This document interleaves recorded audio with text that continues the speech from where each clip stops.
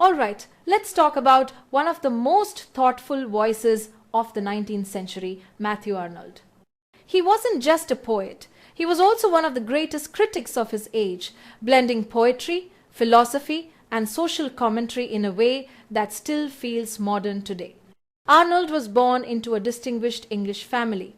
His father, Dr. Thomas Arnold, was the famous headmaster of Rugby School, a man known for discipline and moral seriousness. Young Mathew inherited both his father's intellect and his reflective nature.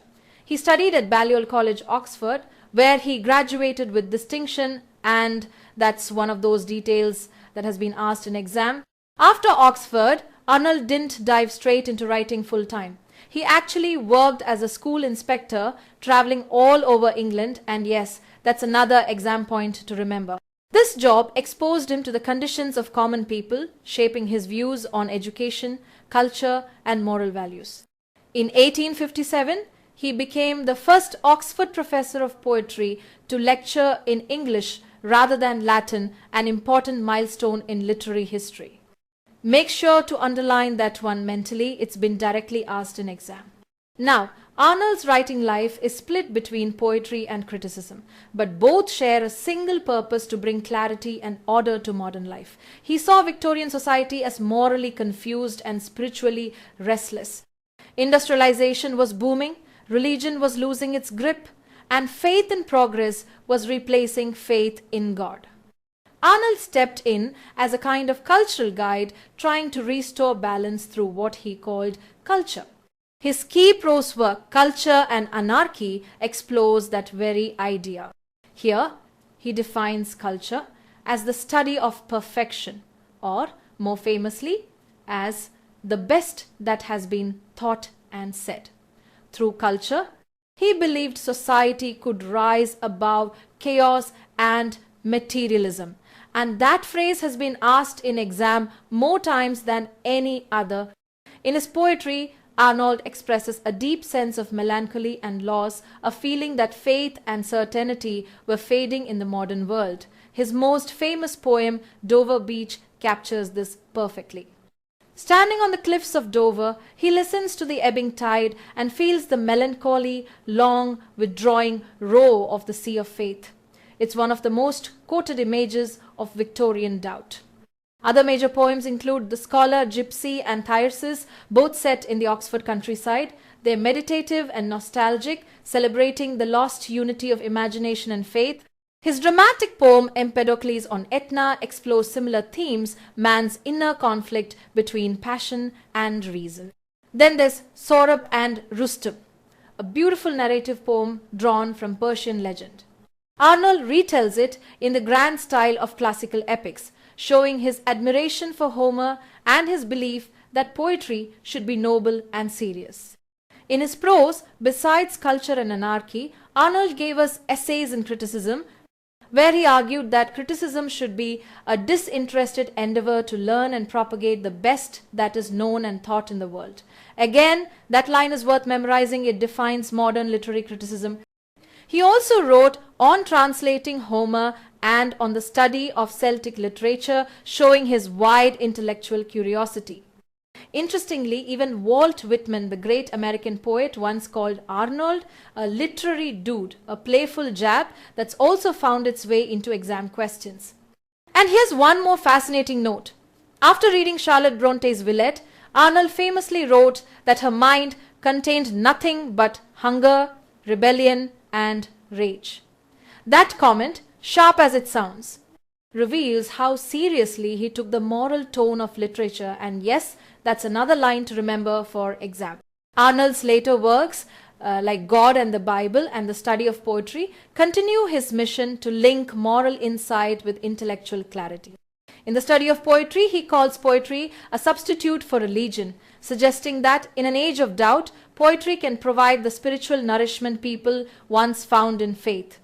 By the time he died in 1888, Arnold had reshaped not only English criticism, but also the very idea of what literature is for. He bridged the Victorian and the modern, showing that culture isn't about luxury or refinement, it's about moral light in a darkening world. So, when you think of Matthew Arnold, Think of him as both a poet and a teacher, the man who tried to save civilization, one line at a time. Among his finest works are the scholar Gipsy, Sohrab and Rustum, and Thyrsis, and each of these has been asked in exam. Let's start with the scholar Gipsy, published in 1853 in Arnold's collection Poems. This lyrical poem is written in a 10-line stanza, the same form John Keats used in many of his odes. The poem is based on a story from Joseph Glanvill's book, The Vanity of Dogmatizing, and Arnold even includes an extract from Glanvill as a preface that's an exam favorite. So, what's the story?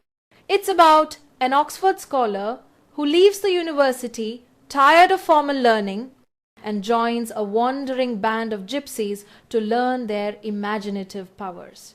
He promises that one day he'll return and reveal their secret wisdom to the world. Arnold paints the Oxford countryside so vividly that the poem almost feels like a pastoral painting in words. He describes the meadows, the hills, the dreaming spires, all while meditating on the scholar's legend. Rumors say the scholar still roams the countryside, unchanged by time. Arnold even claims to have seen him a shadowy, immortal figure waiting for the spark from heaven. That line has been asked in exam, so do remember it.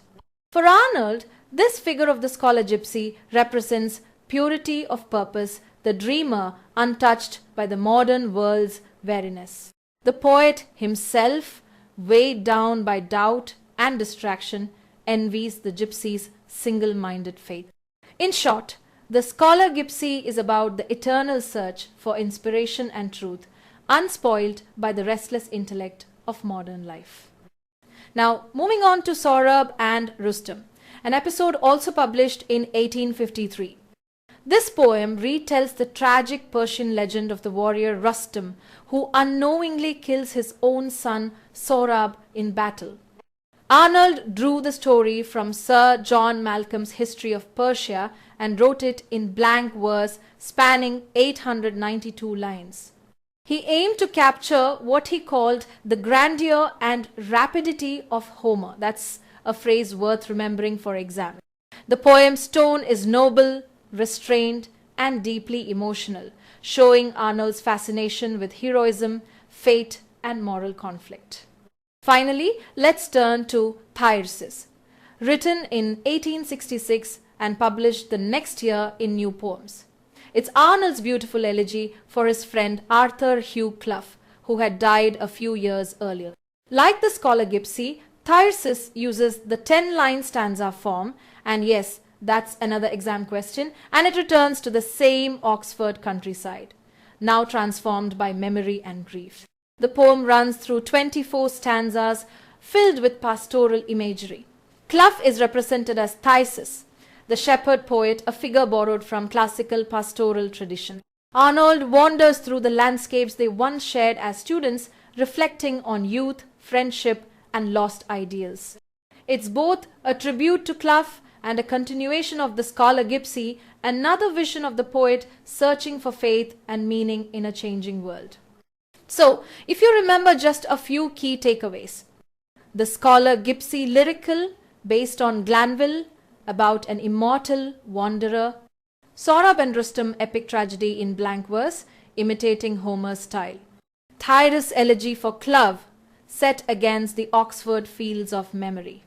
Together, these poems define Arnold's poetic voice, calm, reflective, filled with yearning for faith, simplicity, and a lost spiritual harmony. Let's travel for a moment to the English coast, to a place called Dover Beach, quiet, moonlit, and filled with a deep sense of melancholy. This is where Matthew Arnold sets his most famous lyric poem, first published in 1867 in his collection New Poems, and yes, that publication date has been asked in exam. Arnold wrote it years earlier, around 1851, while spending his honeymoon overlooking the Strait of Dover, the narrow channel that separates England from France. That's why the title, location, and subject are all connected to this very real coastline, another key exam detail. Now, unlike sandy beaches, Dover's coast is lined with stones and pebbles. Arnold uses their sound, the grating roar of waves, pulling them back and forth to set the tone of the poem. That line, "Listen, you hear the grating roar of pebbles which the waves draw back and fling," is not just imagery, it's music. The rhythm itself feels like the seas rise and fall, and this sound has been asked directly in exam. The poem opens with those unforgettable lines. "The sea is calm tonight, the tide is full, the moon lies fair upon the straits." It's peaceful, but that calm soon turns into something deeper, a reflection on human doubt and faith. Arnold recalls that even Sophocles, long ago by the Aegean Sea, heard in the sound of the waves a reminder of human misery, and yes, both Sophocles and the Aegean reference have been tested in exam. The poem beautifully connects the ancient and the modern. Both worlds hear the same sea and both feel the same sadness. Then comes the most famous metaphor, the sea of faith. Arnold imagines it as once being full and encircling the world like a bright girdle, but now he says it's retreating, a melancholy, long, withdrawing roar. This is the Victorian crisis of faith, the retreat of religion in the face of modern science and skepticism. That image of the sea of faith withdrawing has been asked in exam many times. The poem closes not with despair, but with a plea for love and truth. "Ah, love, let us be true to one another." Arnold says the world looks so beautiful, so new, yet beneath it all, it has neither joy, nor love, nor light, nor certitude, nor peace, nor help for pain. That cluster of negatives perfectly captures his disillusionment with the modern world. These lines, almost every one of them, have been asked in exams. Finally, Arnold leaves us with one of the most haunting endings in English poetry. "And we are here as on a darkling plain, swept with confused alarms of struggle and flight, where ignorant armies clash by night." That last image of chaos, fear, and conflict in the dark symbolizes the confusion of a faithless age.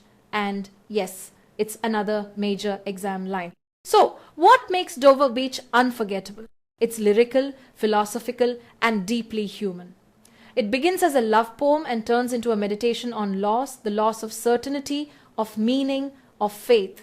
Arnold blends the personal and the universal, the ancient and the modern, and in doing so, he gives us one of the most powerful reflections on the spiritual emptiness of the Victorian world. Alright, before we move forward, just a quick note, the following key essays and ideas by Matthew Arnold have already been discussed in detail in our chapter Victorian Literary Criticism Unlocked. These include the study of poetry, 1880, the touchstone method, the function of criticism at the present time, 1865, Arnold's concept of disinterestedness, and his cultural masterpiece, Culture and Anarchy, 1869.